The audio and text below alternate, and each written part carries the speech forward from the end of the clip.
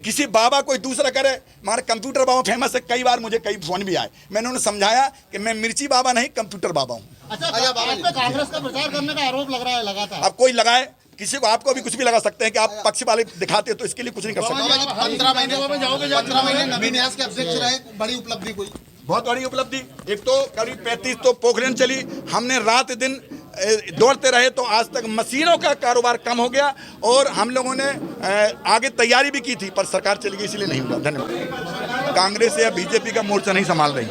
संत समाज जो है, लोकतंत्र की हत्या हो रही है, संविधान का चीरहरण हो रहा है मध्य प्रदेश में, इसीलिए संत समाज आ गया है।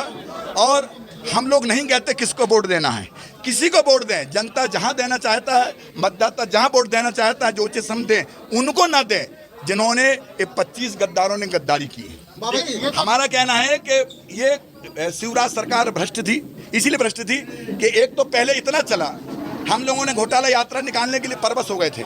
इसके बाद नर्मदा का जब हमें काम मिला तो इन्होंने करने नहीं दिया, और अब जब कमलनाथ सरकार आई तो लगातार कार्रवाई होती रही। जब कुछ परसेंटेज कम हुआ तो आने वाले समय में जैसी फिर पुनः सरकार बन गई, तोड़ मरोड़ के खरीद फरोख्त के इन्होंने फिर सरकार बना ली।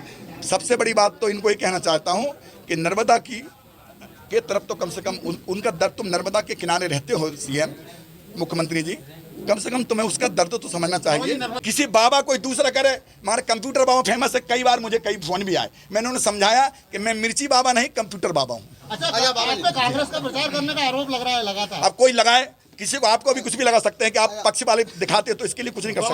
15 महीने नवीन न्यास के अध्यक्ष रहे, बड़ी उपलब्धि कोई? बहुत बड़ी उपलब्धि।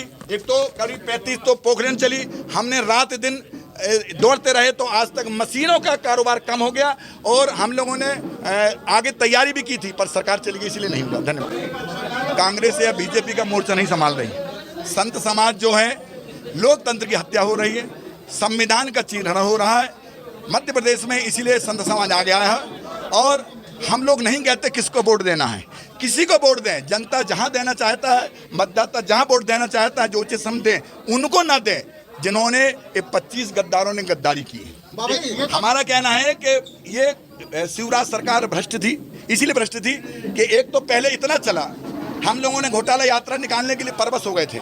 इसके बाद नर्मदा का जब हमें काम मिला तो इन्होंने करने नहीं दिया, और अब जब कमलनाथ सरकार आई तो लगातार कार्रवाई होती रही। जब कुछ परसेंटेज कम हुआ तो आने वाले समय में जैसी फिर पुनः सरकार बन गई, तोड़ मरोड़ के खरीद फरोख्त के इन्होंने फिर सरकार बना ली। सबसे बड़ी बात तो इनको ये कहना चाहता हूँ कि नर्मदा के तरफ तो कम से कम उनका दर्द, तुम नर्मदा के किनारे रहते हो सीएम मुख्यमंत्री जी, कम से कम तुम्हें उसका दर्द तो समझना चाहिए।